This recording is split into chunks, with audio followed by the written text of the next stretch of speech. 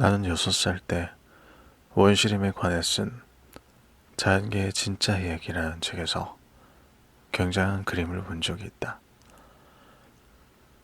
그것은 보아뱀이 맹수를 삼키려 하고 있는 그림이었다.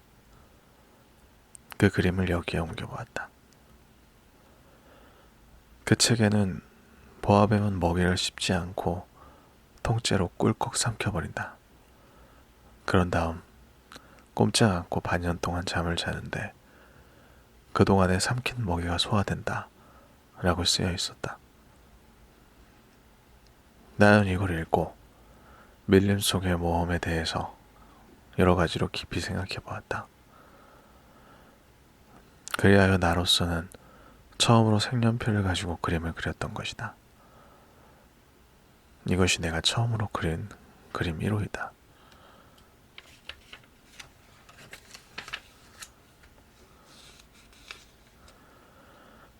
나는 내 걸작품을 어른들에게 보여주며 내 그림이 무섭지 않냐고 물어보았다. 그러나 어른들은 이렇게 대답했다. 무섭지 않냐고? 모자 보고 놀랄 사람이 어디 있겠어.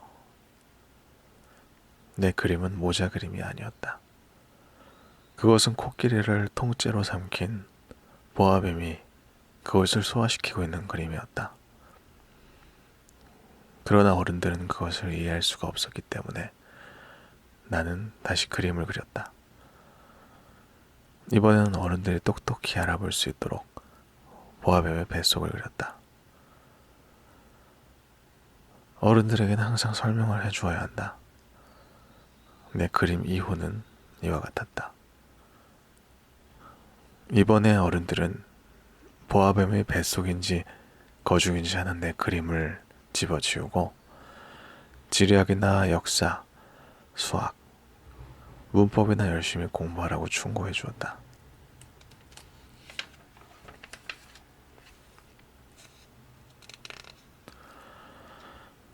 이렇게 해서 나는 6살 때 화가라는 화려한 직업을 가질 수 있는 것을 포기하게 되었다. 나는 내 그림 1, 2호의 실패로 무척 기가 죽어 있었다. 어른들은 혼자서는 아무것도 이해하지 못하고 그럴 때마다 늘 설명을 해줘야 하니 어린아이들에겐 피곤한 일이다. 그래서 나는 다른 직업을 택하기로 하고 비행기 조종을 배웠다. 나는 세계 곳곳을 날아다녔다. 정말 지리학이 나에게 무척 도움을 주었다. 나는 한눈으로 흘끗 보아도 중국과 애리조나를 구별할 수 있다. 밤에 길을 잃는 경우가 생기면 이런 지식은 더욱 가치가 있다. 나는 이렇게 생활하는 동안 중요한 일에 관계하고 있는 어른들을 굉장히 많이 만나보았다. 나는 주로 이런 어른들 사이에서 살았다. 나는 그들을 바로 가까이에서 면밀하게 보아왔지만 그들에 대한 내 의견은 크게 달라진 것은 아니다. 나는 좀 현명해 보이는 사람을 만날 때마다 늘 가지고 다니던 내 그림 1호를 그들에게 꺼내 보여 실험을 해보았다.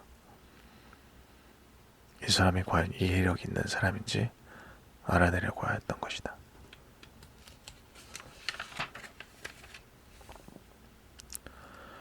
그러나 그 사람이 남자이건 여자이건 간에 이구동성으로 늘 이렇게 대답하는 것이었다. 그건 모자군요. 그러면 나는 보아뱀이나 원시림 또는 별에 대해서는 그 사람과 이야기하고 싶지 않았다. 나는 그들의 수준으로 내 자신을 낮추어 그들이 알아들을 수 있는 트럼프 이야기나 골프, 정치, 넥타이 이야기를 하곤 했다. 그러면 어른들은 분별 있는 사람 또 하나를 알게 되었다고 후문대했다. 6년 전 사하라 사막에서 비행기 사고가 날 때까지 나는 진정 이야기를 나눌 수 있는 상대를 한 사람도 만나지 못한 채 혼자서 지냈다. 비행기는 엔진에 고장이 났다. 내 옆에는 정비사도 승객도 없었으므로 혼자서 그 어려운 수리를 해내려고 했다. 나로서는 죽느냐 사느냐 하는 문제였다. 겨우 일주일 버틸 정도의 물밖에 없는 형편이었다.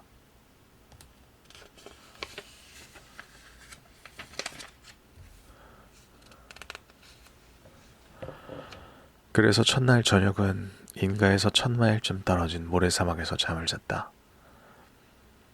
망망대해의 한복판에서 배가 난파되어 뗏목을 타고 표류하는 선원보다 더 외롭고 쓸쓸했다. 그러니 해가 뜰 무렵 이상한 작은 목소리에 눈을 떴을 때 내가 얼마나 놀랐겠는가. 이렇게 말하는 소리가 들렸다. 이봐요. 양 한 마리만 그려줘요. 뭐라고? 양 한 마리만 그려줘요. 난 소스라치게 놀라며 벌떡 일어났다. 눈을 간신히 깜빡거리며 뜨고는 사방을 조심스럽게 살펴보았다. 정말 이상한 소년이 나를 뚫어지게 바라보며 서 있었다. 다음 그림은 내가 나중에 그린 것 중에서 가장 잘 된 그 소년의 초상화이다. 그러나 내 그림은 물론 실물과 비교하면 하늘과 땅의 차이다. 하지만 그건 내 잘못이 아니다. 6살 때 어른들은 내가 화가로서 출세할 수 없다며 길을 꺾어 놓았다.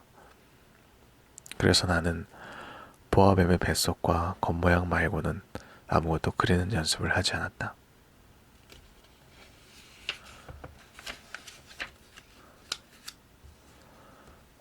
이 그림은 내가 나중에 그린 것 중에서 가장 잘 된 그 소년의 초상화이다.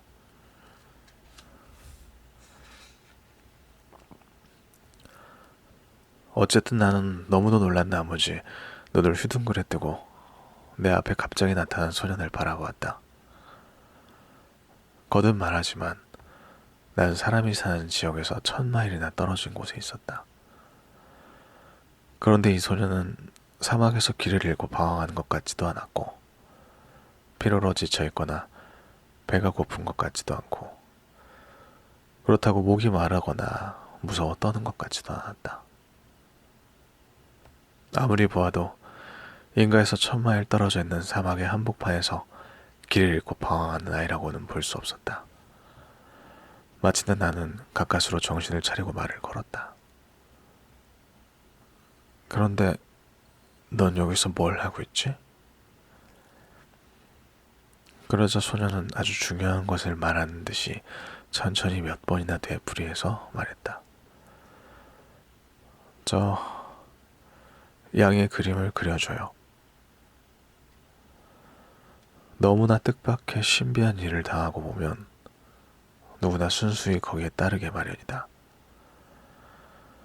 사람이 사는 데서 1000마일이나 떨어진 곳이고 더구나 언제 죽을지 모르는 곳에서 양을 그린다는 것은 어처구니없는 일이라는 생각도 들었지만 나는 호주머니에서 종이 한 장과 만년필을 꺼냈다.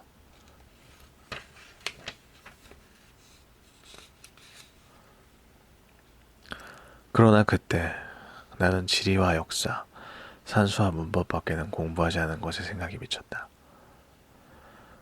그래서 나는 이 소년에게 약간 시무룩하게 그림을 그릴 줄 모른다고 말했다.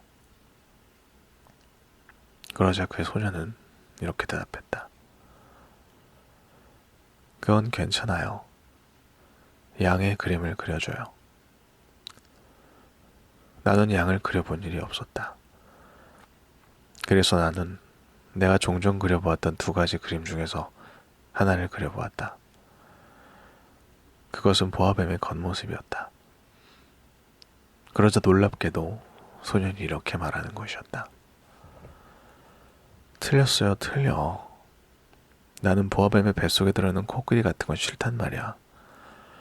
보아뱀은 아주 위험한 동물이고 코끼리는 너무 거추장스럽잖아요. 내가 사는 곳에서는 모든 것이 다 작아요. 내가 갖고 싶은 것은 양이에요. 양을 그려줘요. 그래서 나는 할 수 없이 양을 그렸다. 소녀는 그것을 자세히 보더니 말했다. 틀렸어요.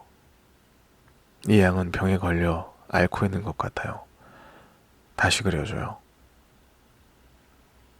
그래서 나는 다시 양을 그렸다. 소녀는 봐주기라도 하듯이 싱긋 웃었다.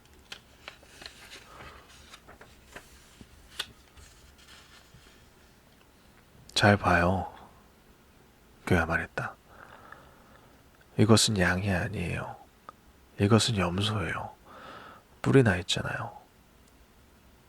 그래서 나는 또다시 그렸다. 그러나 그것도 앞서 그린 것과 마찬가지로 소년의 마음에 들지 않았다. 이것은 너무 늙은 양이에요. 나는 오래 살 양이 갖고 싶어요. 이쯤 되자 나는 더 참을 수가 없었다. 게다가 나는 비행기의 엔진 수리를 서두르고 있었으므로 다시 거칠게 급히 그려냈다.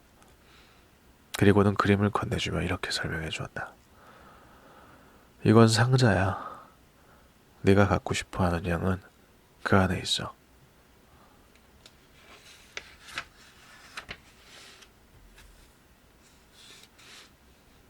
나는 이 어린 감정가의 얼굴에 감도는 명랑한 기색을 보고는 어리둥절했다. 바로 이것이 내가 갖고 싶어한 거예요. 이 양은 풀을 많이 먹어야만 하나요? 왜? 내가 사는 곳에는 모든 것이 아주 작아서요.